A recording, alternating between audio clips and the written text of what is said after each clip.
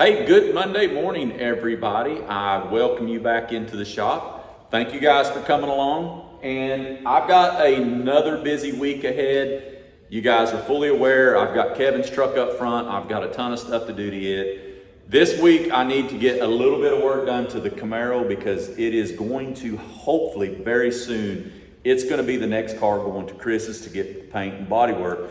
Additionally, I've got the 68 Mustang. I need to get a little bit of work done to it. So I'm not gonna once again have to look for anything to do. So I'm gonna start the day on the windshield, and hopefully by the end of the day, hopefully if all goes well, I wanna have this front windshield fit into this car. So I'm gonna set the cameras up and get to rolling, but of course, before I do, I wanna thank you guys for tuning in and appreciate it. So I'm gonna set the cameras up and get to rolling and get after it.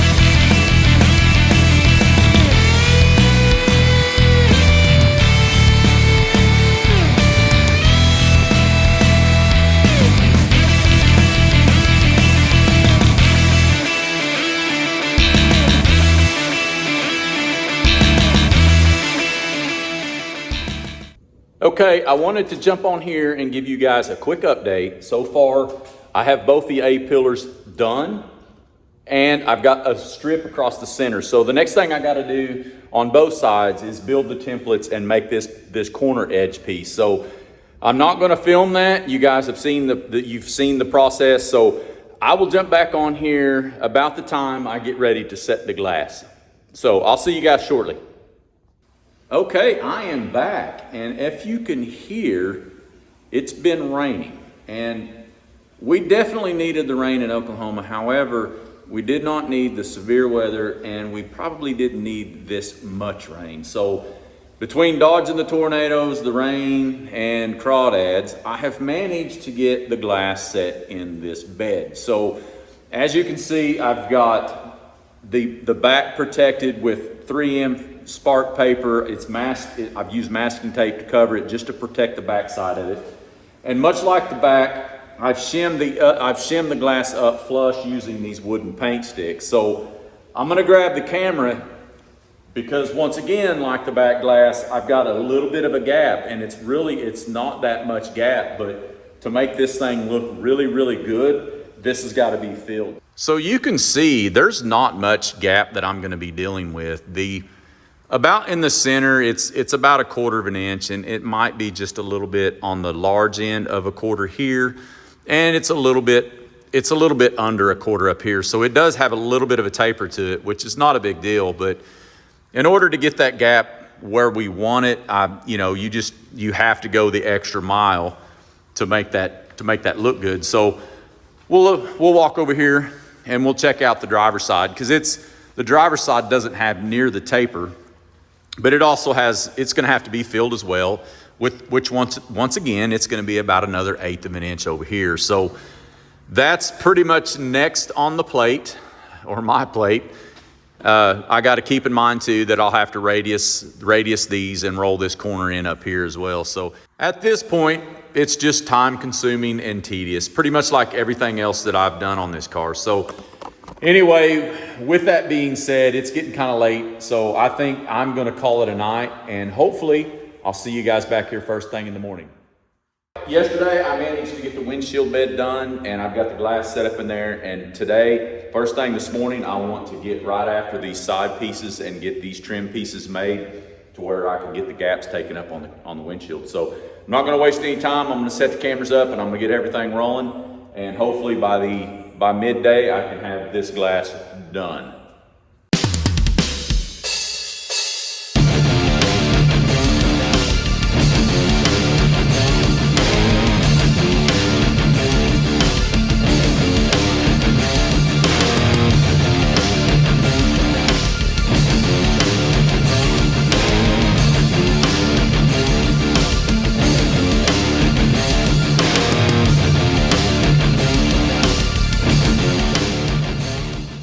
I've got a game plan here. I've doubled up the 3M spark paper across the top of the windshield.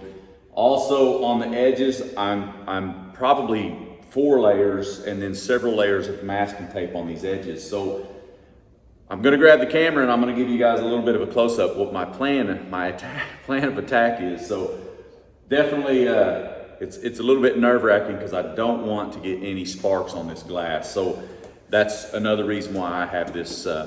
This is going to be my shield. But I'll grab the camera and I'll zoom in on this and kind of show you guys what my game plan is for both sides. Okay, so as you can see, I've got an 1/8 inch spacer, and then I've got the strip, and I've got about 5 of these down through here. Now my plan is I'm going to try to push this over gently, and I'm going to make some tack welds on the back sides of this. So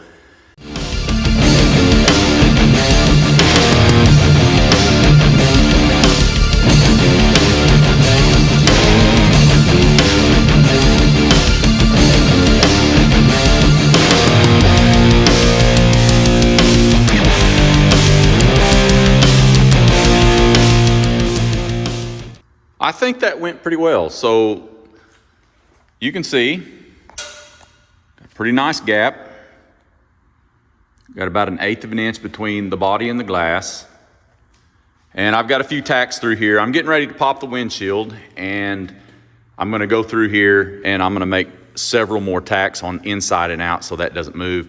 May fit the glass one more time, but I think I've got it close enough now where I can start blending these in. So we'll set the cameras up and let it roll.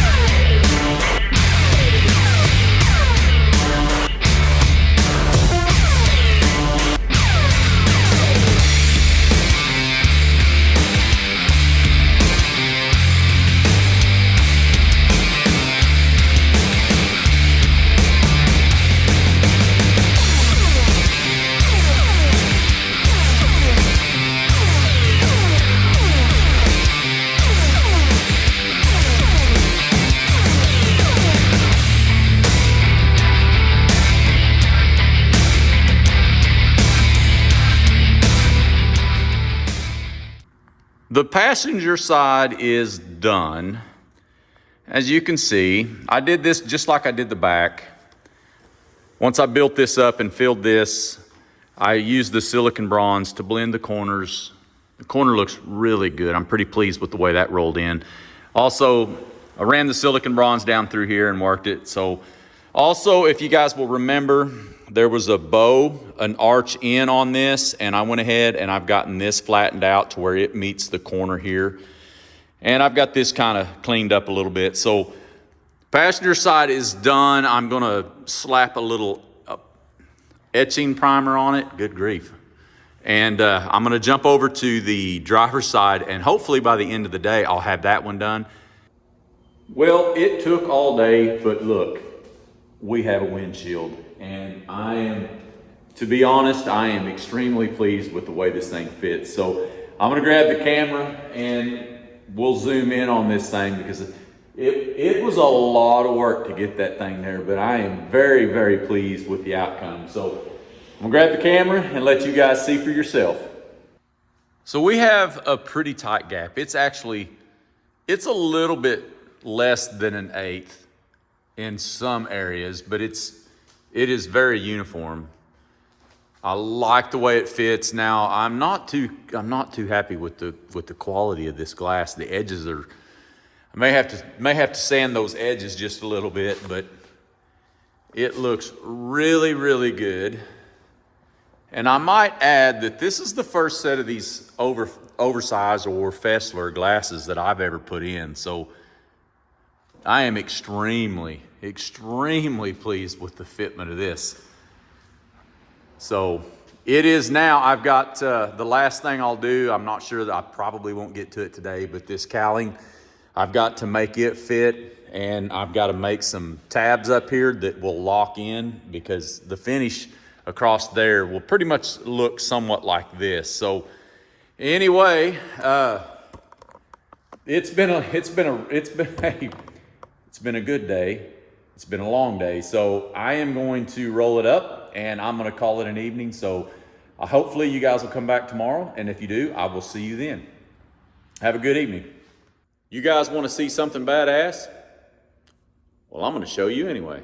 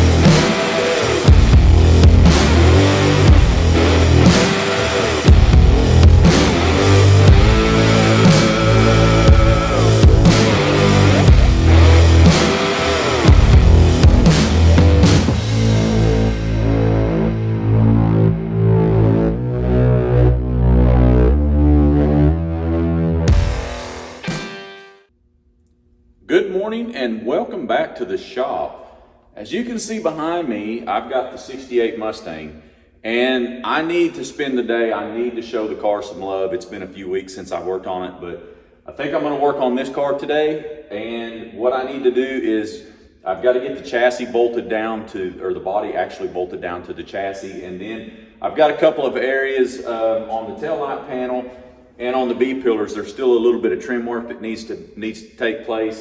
And then I'm gonna try to figure out, I believe, I don't know if you can see it from here, but the roof structure sitting over there, I think I'm gonna try to start figuring out how that is going to fit back in on the car. So I'll set the cameras up just like I always do, and I'm gonna let things roll, and I will cut back in later on this afternoon.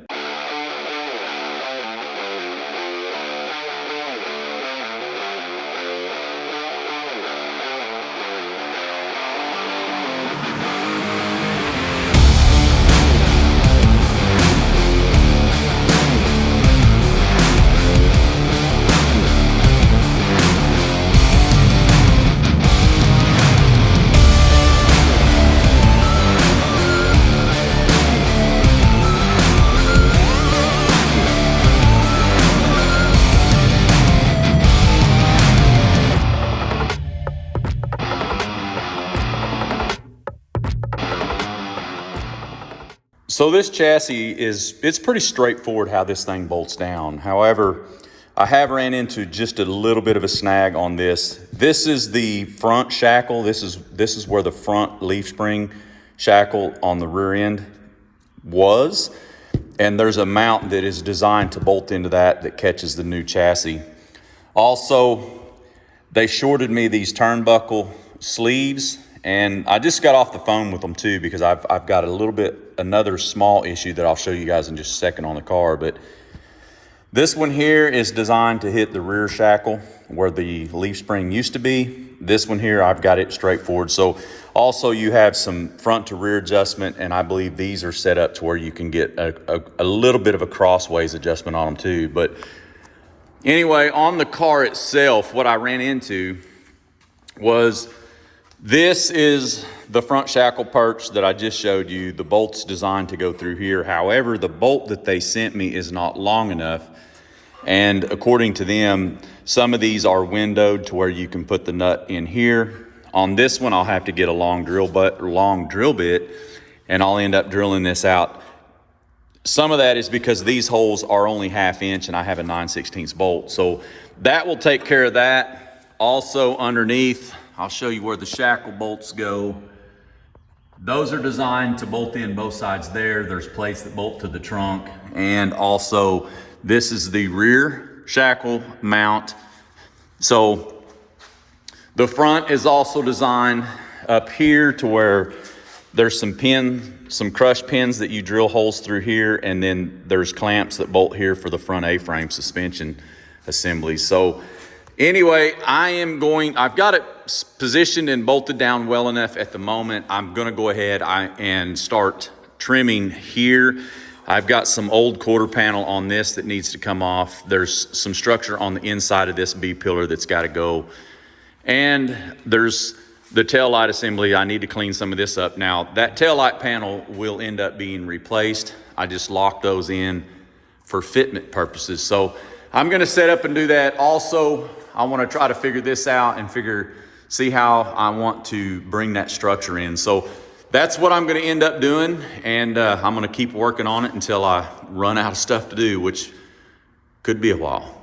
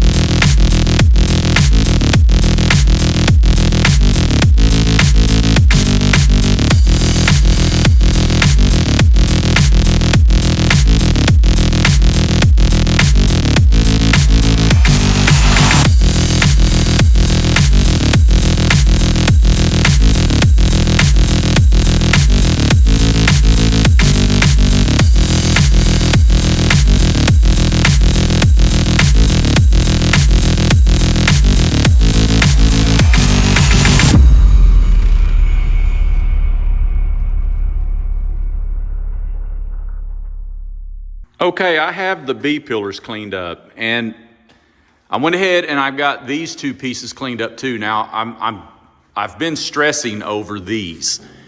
Once I started cutting into that, I figured out just how simple that is. And the cool thing is that's pretty much the way that separates. It somewhat overlaps. I thought it was actually interlaced, but it overlaps this. So I've got the structure set up there, and I'm gonna start trimming that off of that. Now, the other thing that's interesting, and I'm gonna show you these holes, and I'm pretty sure those are gonna be location holes where when we look at these lower legs here, I'm pretty sure that's where these are going to locate. And these are identical, so I've got to do a little bit of trimming here to get some of this stuff off. I actually thought I had cut that off already, but obviously not. But between that, and I'm going to start popping these spot welds up here and slide this out. So that, as you can see, originally I was a little bit worried over this too, because this piece is pretty rough. However, once again, this piece is still on the car, and I believe those to be the same. So I'm going to get this trimmed, and I may attempt to set this structure up on top of that car today.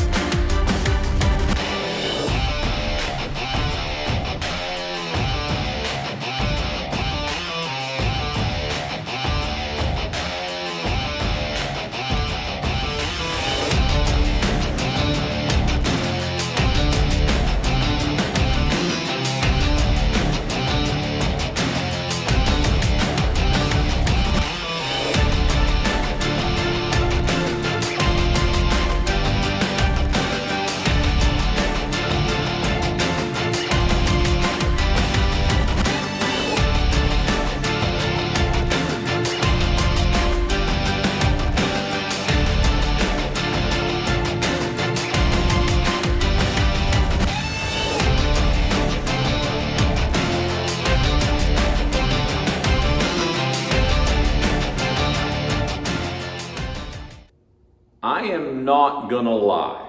I am so excited to have that structure on that car to this point.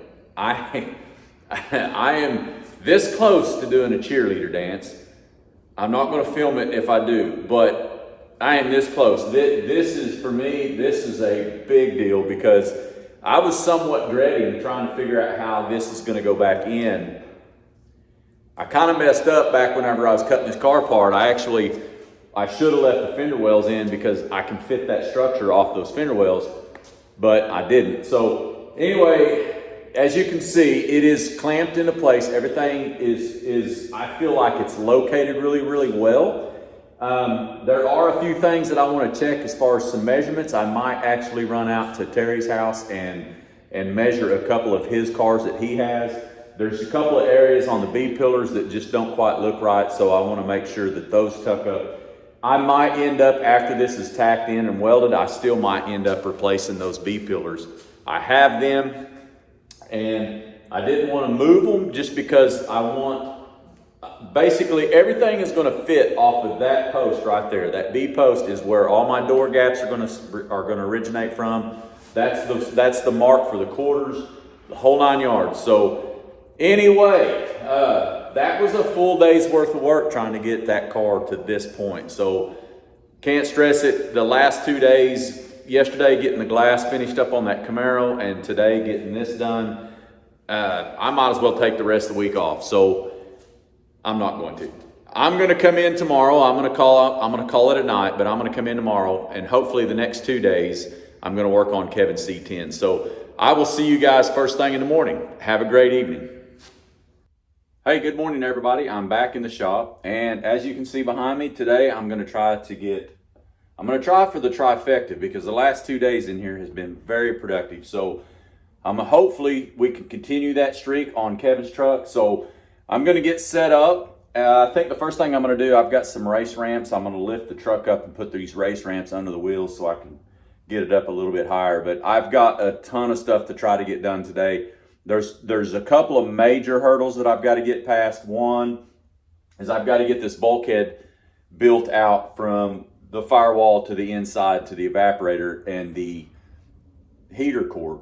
And the other is the master cylinder is, once again, the valve covers are wreaking a little bit of havoc. There's a little bit of clearance issues between the master cylinder and the valve cover. So if I can get that worked out to where it's going to work, then I think that's going to cut me loose. Also, I need to build out the steering column and get it in, and then a few more pieces can go on, and then I think we're going to probably end up putting the front clip on it. So hopefully we'll get a bunch of stuff done today. So I hope you all enjoy, and I'll see you guys after a bit.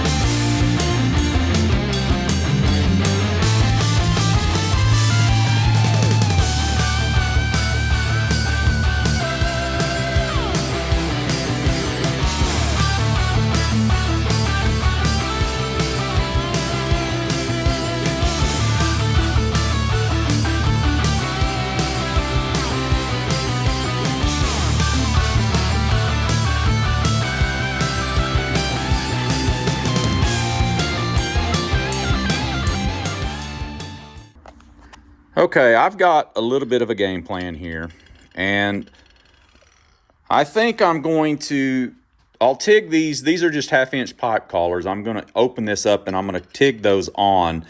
And then on the back side, I'll get some longer hose barbs, but they'll be straight. And then I'll TIG those onto the back of those fittings, and that will take care of the heater hoses. I'll show you on the inside shortly because I'm going to make those up on the inside of the truck. These two, the suction line and the pressure line, I'm going to use these grommets. This one will go here, and of course this one will go here. Now, what I'm going to end up doing on this plate here is I'll open up these holes big enough to where these will recess in this plate, and they'll be flat. And then I'll make another bezel, a two-piece bezel that will close that up, and it will basically be the size of these holes of the pipe. So that'll kind of snug them in. On the inside of the truck, there's an electric heater valve, and I'm going to end up hiding that heater valve. As you can see, this hose is going to go right to the hose bar, but this one I'm going to put a 90 on, and I'm going to hide his heater valve right here. And then the pressure lines and the suction line is here, which I still have to bend. So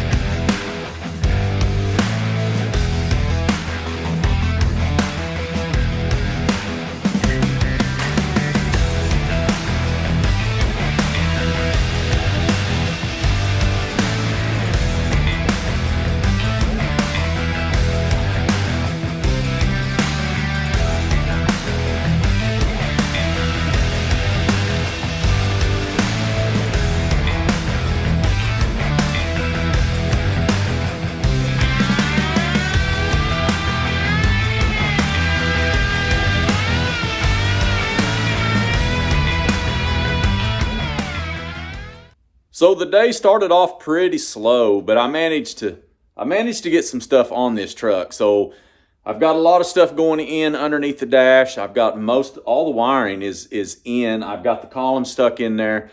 I ran out of parts on the steering column, but I can finish building the steering column out while it's in the truck. Actually, it may help so it'll hold it still, but I got a few things on the engine. Got the air conditioning compressor on. I've got the booster on. I am having some problems with the coils and the fitment of that valve cover on the driver's side, but I'm not quite got that figured out. But anyway, I'm gonna call it a night and try to come back in the morning. I've got the painless harness. Actually, that's not painless, but that's a PSI harness. It's a standalone, so I'm gonna try to start getting it routed tomorrow and start figuring out the accessory wiring and stuff like that. So you guys have a good evening. I will see you back here in the morning.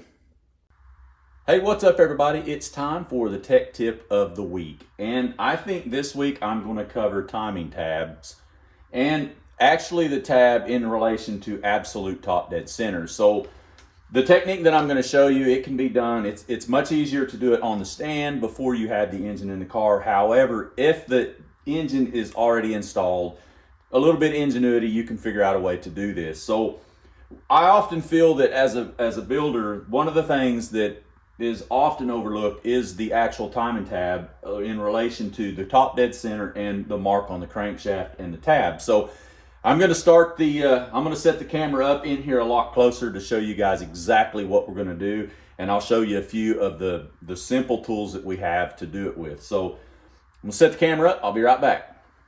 As the timing tab, the 0 mark is right here, and I'm just going to put a Sharpie on that so maybe you guys can see that, but 0 is there, and the top dead center mark on the harmonic balancer is way up here, and I've done that on purpose.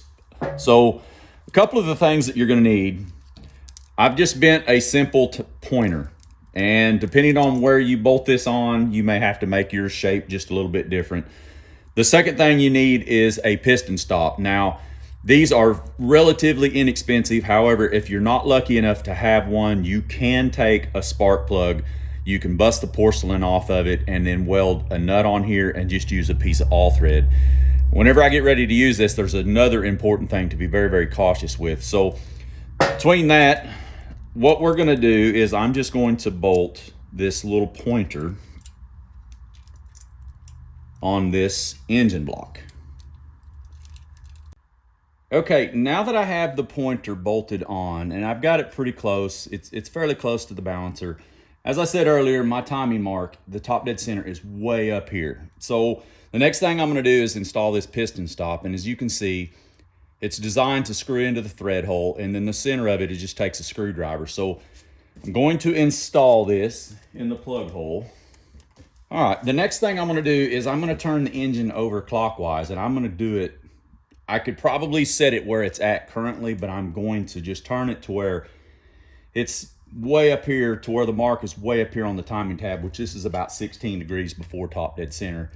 That'll give my piston stop a little bit more room to actually stop the piston. So the timing mark is right here. I'm just going to put a marker here, a Sharpie marker here, so you guys can see that.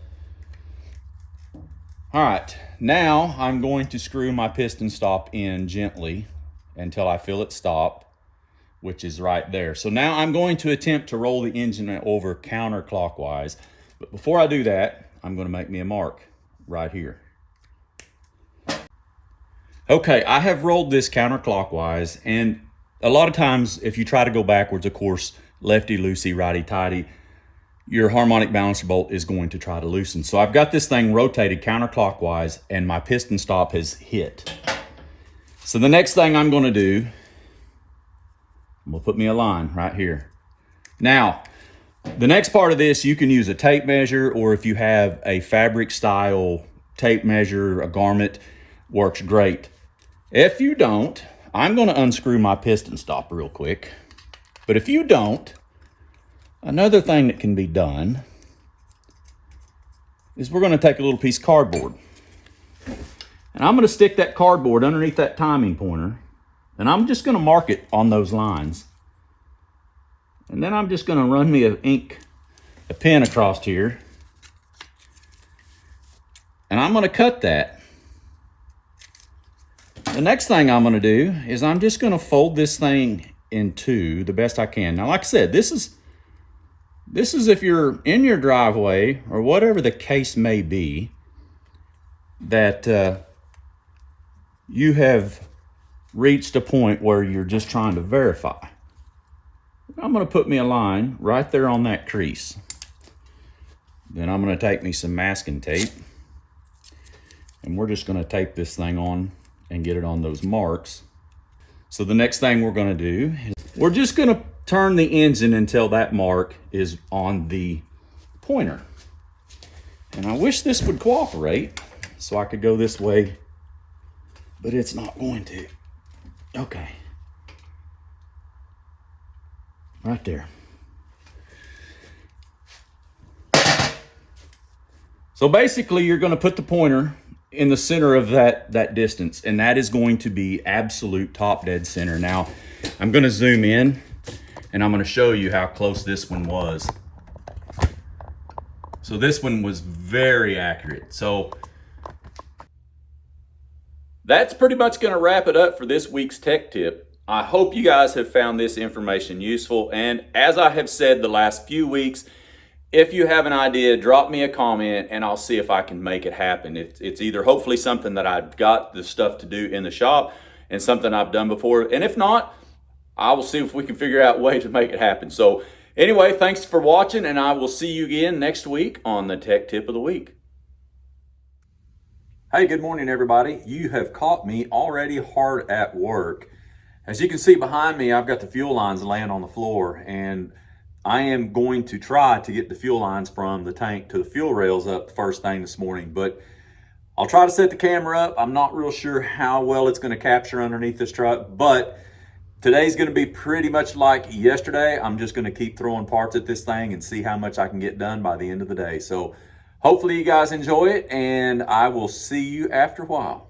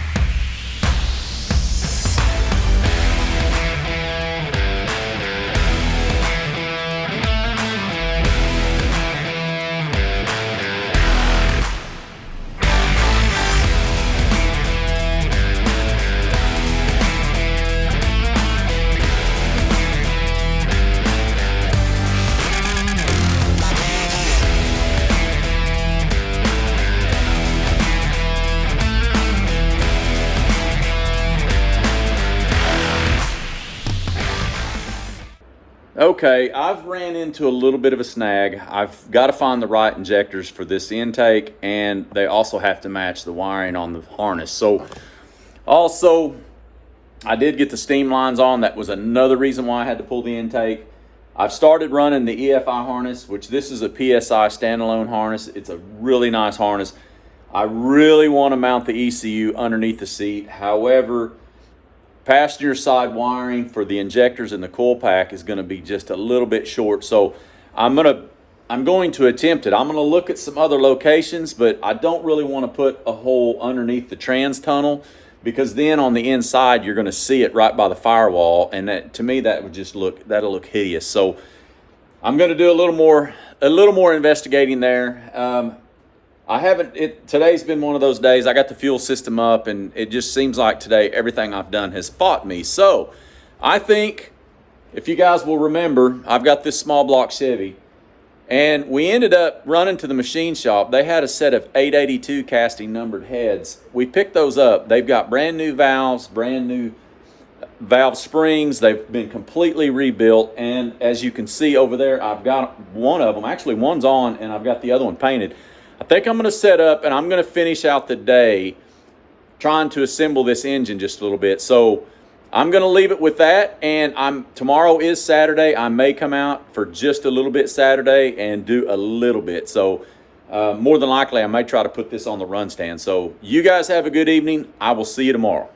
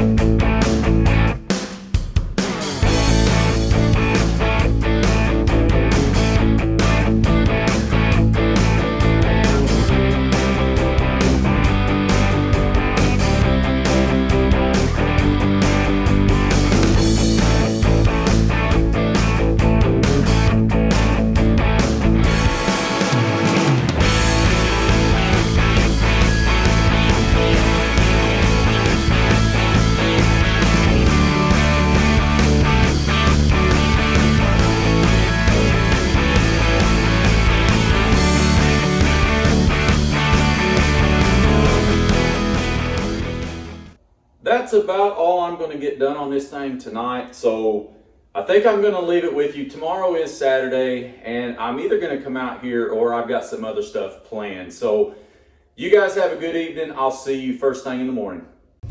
Hey, what's up, everybody? It is Saturday, and we're going on a little bit of a field trip. So a month or so back, Chris and I, we bid on repairing a 1956 Nomad that had caught on fire.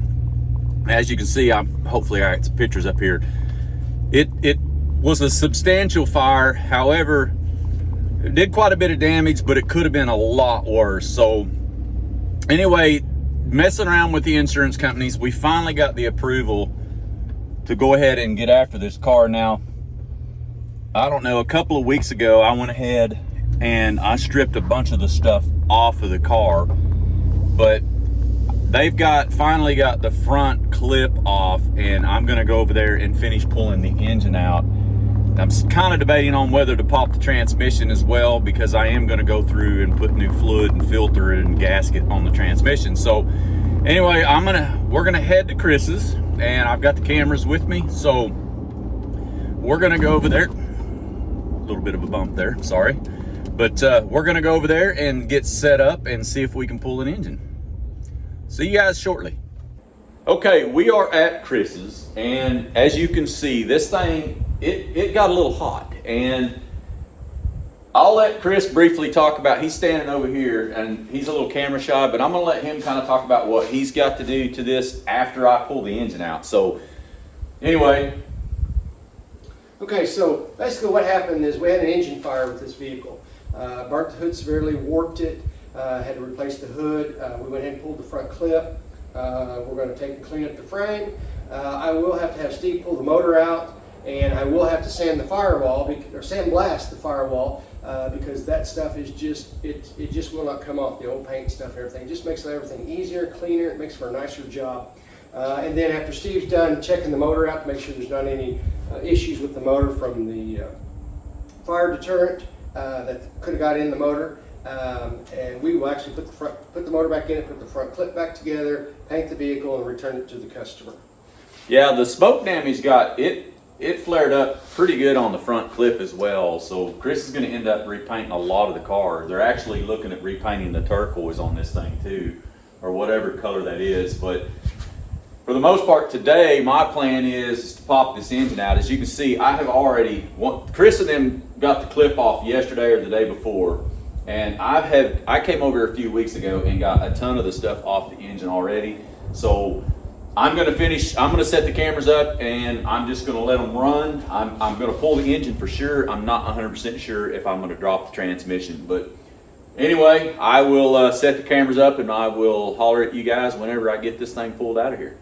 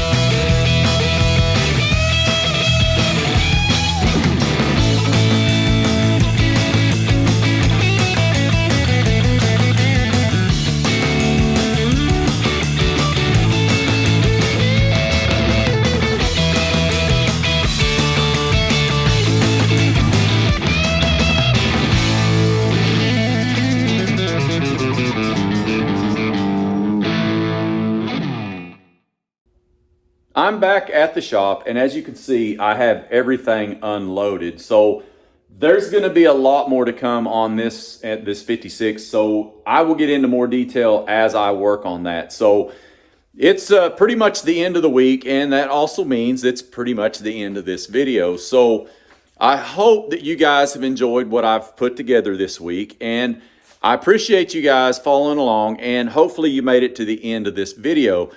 Additionally, more than anything, I hope to see you guys back here first thing Monday morning, so we'll start another week. So with that being said, I'm going to close this out, and once again, thank you guys for watching, and I want to leave it with one last note. I hope to see you on the next one.